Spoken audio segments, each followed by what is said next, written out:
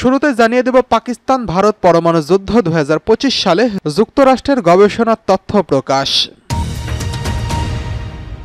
জানিয়ে দেব ইসরায়েলে জরুরি অবস্থা ঘোষণা, দাবানলে জ্বলছে ইসরায়েল, হন্য হয়ে পালাচ্ছেন বাসিন্দারা। অন্যদিকে রয়েছে ইয়েমেনে হুথি স্থাপনায় যুক্তরাজ্য ও যুক্তরাষ্ট্রের যৌথ হামলা। এরপরে জানিয়ে দেব পুতিন ইউক্রেনের শান্তি চায়, জানিয়েছে ডোনাল্ড ট্রাম্প। সর্বশেষ জানিয়ে দিব দুরুজ উত্তেজনার মধ্যে দামেস্কে ইসরায়েলি হামলা, নিহত 16। এতক্ষণ শুনছিলেন সংবাদ শিরোনাম, এবারে বিস্তারিত।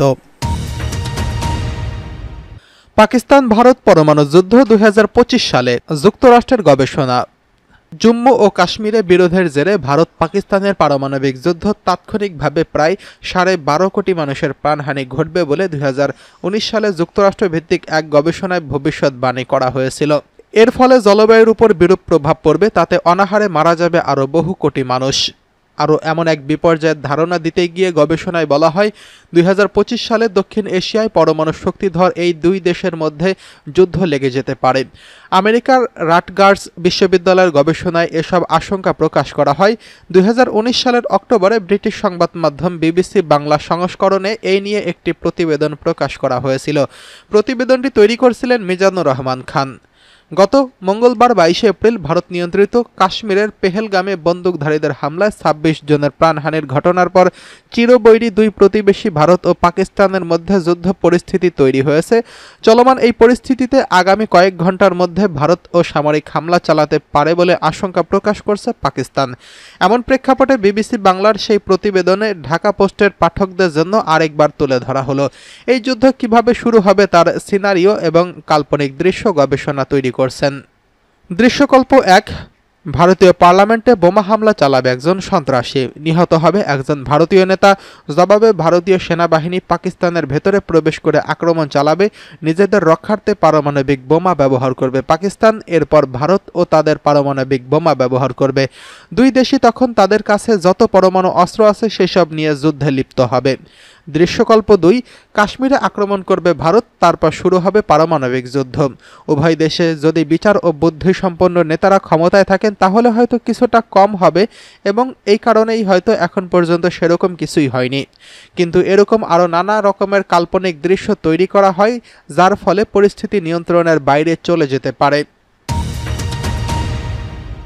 ইসরায়েলে জরুরি অবস্থার ঘোষণা, দাবানলে জ্বলছে ইসরায়েল, হন্য হয়ে পালাচ্ছেন বাসিন্দারা। ইসরায়েলে দাউ দাউ করে জ্বলছে ভয়াবহ দাবানল। তাদের দখলকৃত জেরুজালেমের পশ্চিমাঞ্চলে এস্টাওয়াল বনাঞ্চলে এই দাবানল ছড়িয়ে পড়ছে, ফলে এলাকায় কয়েকটি কমিউনিটি থেকে বাসিন্দাদের সরিয়ে নেওয়া হয়েছে। বুধবার টাইমস অফ ইসরায়েলের এক প্রতিবেদন থেকে এই তথ্য জানানো হয়েছে। প্রতিবেদনে বলা হয়েছে জেরুজালেম শহরের পশ্চিমাংশে এস্টাওয়াল বনাঞ্চলে বুধবার দাবানল ছড়িয়ে পড়ছে, ফলে কয়েকটি কমিউনিটি এলাকা খালি করে দেওয়া হয়েছে। এছাড়া বাণিজ্যিক রাজধানী তেল আবিব থেকে জেরুজালেম যাওয়ার প্রধান মহাসড়ক রুট সাময়িকভাবে বন্ধ রাখা হয়েছে। এই দিন তেল আবিব থেকে জেরুজালেম যাওয়ার রুট মহাসড়কে ছড়িয়েছে আগুন। এতে সড়কে চলা বেশ কিছু গাড়ি আটকে পড়ে। আগুন কাছে চলে আসার পর ইসরায়েলিদের গাড়ি রেখে দৌড়ে পালাতে দেখা গেছে। সামাজিক যোগাযোগ মাধ্যমে এমনই কয়েকটি ভিডিও ভাইরাল হয়েছে।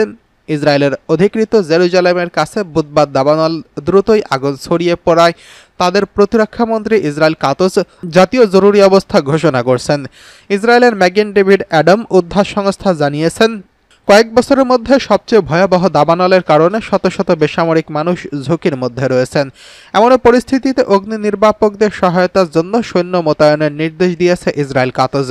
গত এক সপ্তাহের মধ্যে ইসরায়েল এটি দ্বিতীয় ঘটনা যেখানে রাজধানী পার্শ্ববর্তী পাহাড়ি এলাকায় ভয়াবহ আগুন লাগায় বাসিন্দাদের সরিয়ে নেওয়া হয়। ফায়ার অ্যান্ড রেস্কিউ সার্ভিস জানিয়েছে জেরুজালেমে পাহাড়ি অঞ্চলে অন্তত 5টি স্থানে আগুন জ্বলছে। প্রচণ্ড গরম ও প্রবল বাতাসে আগুন নিয়ন্ত্রণের প্রতিবন্ধকতা সৃষ্টি করছে। এদিকে ইয়েমেনে হুথি স্থাপনায় যুক্তরাষ্ট্রের যৌথ হামলা। যুক্তরাষ্ট্র ও যুক্তরাজ্যের সেনাবাহিনী ইয়েমেনের রাজধানী সানার কাছে যৌথ বিমান হামলা চালিয়েছে। ব্রিটিশ কর্তৃপক্ষ বলছে হুতি বিদ্রোহীদের ড্রোন উৎপাদনে স্থাপনাগুলোই এই হামলার লক্ষ্যবস্তু ছিল। বুধবার সকালে যুক্তরাজ্যে বিস্তারিত ব্যাখ্যা দিয়ে এই হামলার কারণ জানিয়েছেন। অন্যদিকে গত 15 মাস থেকে শতাধিক হামলা চালানো হলেও যুক্তরাষ্ট্রে এই বিষয়ে তেমন কোনো বিবৃতি দেয়নি। কাতার ভিত্তিক সংবাদ মাধ্যম আল জাজিরা এই খবর জানিয়েছেন। ব্রিটিশ প্রতিরক্ষা মন্ত্রণালয় জানিয়েছেন, সানায় প্রায় 24 কিলোমিটার দক্ষিণের রাতের হামলায় এমন কয়েকটি স্থাপনা ধ্বংস করা হয়েছে, যেগুলো হুথিদের ড্রোন তৈরির কেন্দ্র হিসেবে ব্যবহৃত হচ্ছিল। লোহিত সাগরের জাহাজে হামলার জন্য এসব ড্রোন ব্যবহার করা হয়। মন্ত্রণালয় বলছে, বেসামরিক হতাহতের ঝুঁকি কমানোর জন্য এই অভিযান পরিকল্পনা করা হয়েছে, তবে হতাহতের কোনো সংখ্যা তারা জানায়নি।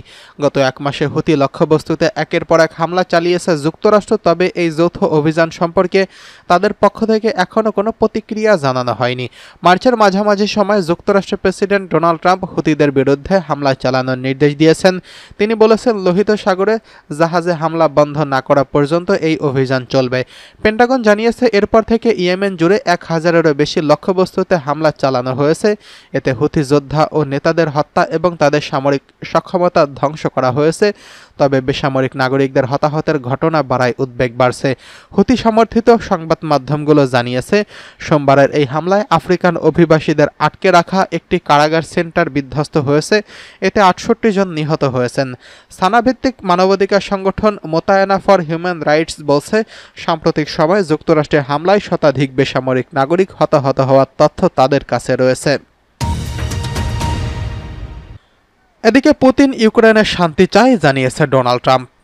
রাশিয়ার প্রেসিডেন্ট ভ্লাদিমির পুতিন ইউক্রেনের শান্তি চুক্তি করার জন্য আলোচনা করতে চায় বলে জানিয়েছেন মার্কিন প্রেসিডেন্ট ডোনাল্ড ট্রাম্প। মঙ্গলবার 29 এপ্রিল এবিসি টেলিভিশনে দেওয়া এক সাক্ষাৎকারে ট্রাম্প এই মন্তব্য করেছেন। পুতিন শান্তি চায় কিনা এমন প্রশ্নের উত্তরে ট্রাম্প বলেন, আমি মনে করি তিনি তা চায়। রোমে পোপের শেষকৃত্যে ইউক্রেনের প্রেসিডেন্ট ভলোদিমির জেলেনস্কির সঙ্গে এক নাটকীয় বৈঠকের পর তিনি এই কথা বলেছেন। তবে শনিবার ট্রাম্প সামাজিক যোগাযোগ মাধ্যমে করা এক পোস্টে জানিয়েছেন, গত কয়েকদিন ধরে পুতিনের বেসামরিক এলাকায় এবং শহরে ক্ষেপণাস্ত্র নিক্ষেপ করার কোনো কারণ ছিল না। আমার মনে হয় হয়তো তিনি যুদ্ধ বন্ধ করতে চায় না। পুতিন কেবল আমার সঙ্গে যোগাযোগ করছেন। মঙ্গলবারের সাক্ষাৎকারে আরও ইঙ্গিত দিয়েছে যে পুতিন পুরো ইউক্রেনের নিয়ন্ত্রণ নিতে চায়, কিন্তু আমার কারণে তিনি তা করতে পারছেন না। নির্বাচনী ক্যাম্পেইনের সময় ট্রাম্প দাবি করেছিলেন, ক্ষমতায় আসার 24 ঘন্টার মধ্যে রাশিয়া ও ইউক্রেনের মধ্যে চলা যুদ্ধ তিনি বন্ধ করে দেবেন, কিন্তু তার সেই দাবি এরই মধ্যে ভুল প্রমাণিত হয়েছে। এর আগে মার্কিন পররাষ্ট্রমন্ত্রী মার্কো রুবিও বলেছেন, উভয় পক্ষ জোরালো প্রস্তাব না দিলে তিনি শান্তি প্রচেষ্টা বন্ধ করে দেবেন। এদিকে দ্রুজ উত্তেজনার মধ্যে দামেস্কে ইসরায়েলি বিমান হামলা, নিহত 16। সিরিয়ার রাজধানী দামেস্কে উপকণ্ঠে বিমান হামলা চালিয়েছে ইসরায়েল। বুধবার ভোরে এই হামলা চালায় এবং কমপক্ষে এতে 16 জন নিহত হয়। ইসরায়েলের দাবি, তারা এমন একটি চরমপন্থী গোষ্ঠীকে লক্ষ্য করে এই হামলা চালিয়েছে। ওই চরমপন্থী গোষ্ঠী রাজধানী দক্ষিণ পশ্চিমের সাহনায়া এলাকায় আরব দ্রুজ সংখ্যালঘুদের উপর হামলার প্রস্তুতি নিচ্ছিল বলে অভিযোগ ইসরায়েলের। তবে সিরিয়ার স্বরাষ্ট্র মন্ত্রণালয়ের একটি সূত্র জানিয়েছে, সাহনায়া এলাকায় রাষ্ট্রীয় নিয়ন্ত্রণের বাইরে পরিচালিত সশস্ত্র গোষ্ঠীগুলোর মধ্যে সংঘাত থামাতে নিরাপত্তা বাহিনী কাজ করছেন। বুধবার সিরিয়ার রাষ্ট্রীয় বার্তা সংস্থা সানার বরাত দিয়ে প্রকাশিত এক প্রতিবেদনে এসব তথ্য জানিয়েছে আল আরাবিয়া। ইসরায়েলের ভাষ্যমতে তারা বুধবার ভোরে সিরিয়ায় একটি অভিযানে অংশ নেয়। এই অভিযানের লক্ষ্য ছিল দ্রুজ সম্প্রদায়ের উপর হামলার প্রস্তুতি নিতে থাকা একটি গোষ্ঠী। এই সময় সাহনায়া সিরিয়ায় নিরাপত্তা বাহিনী এবং তথাকথিত কয়েকটি নিষিদ্ধ গোষ্ঠীর মধ্যে সংঘর্ষে অন্তত 16 জন নিহত হয়েছেন।